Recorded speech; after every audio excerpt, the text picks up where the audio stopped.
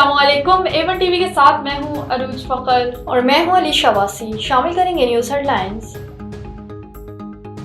توشہ خانہ 2 کیس بانی اور بشرا بی بی کی درخواست بریت مسترد۔ اسپیشل جج سینٹر شاہ رخ ارجمند کی درخواست پر سماعت۔ بانی اور بشرا بی بی پر پیر کو فرد جمعہ عائد کرنے کا امکان۔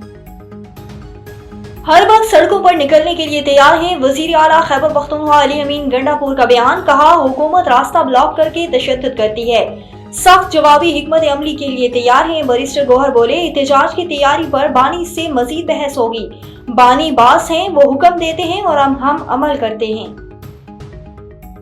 ریسنگ میں بارش، پاک آسٹریلیا T20 کا ٹاس تاخیر کا شکار۔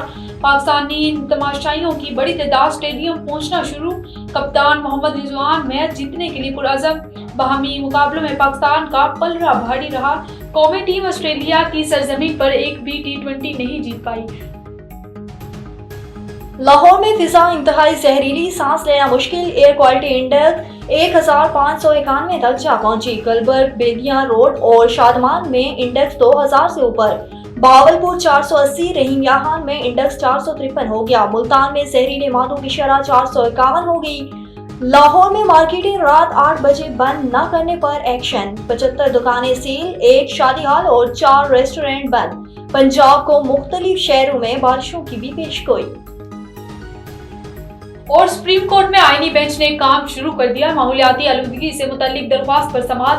لاہور ایک طرف واقع بارڈر، دوسری طرف شیخو پورہ تک پھیل گیا ہے۔ زرعی زمینوں پر سوسائٹیز بنائی جا رہی ہیں۔ جسٹس نعیم اختر کی ریمارکس۔ کثیر المنزلہ عمارتیں بنانے کی تجویز۔ پنجاب اور اسلام آباد کی حالت دیکھیں، صوبوں کو ساتھ ملا کر چلیں گے تو نتیجہ نکلے گا۔ جسٹس امین نے کہا صرف کاغذی کارروائی سے کام نہیں چلے گا، عملی اقدامات کریں۔ اداروں سے 3 ہفتے میں تفصیلی رپورٹ طلب۔ نیوز اسٹوڈیو سے فی الوقت کے لیے اتنا ہی۔ مزید خبروں اور اپڈیٹس کے لیے دیکھتے رہیے A1 TV۔ A1 TV، سب پہ نظر، اندر کی خبر۔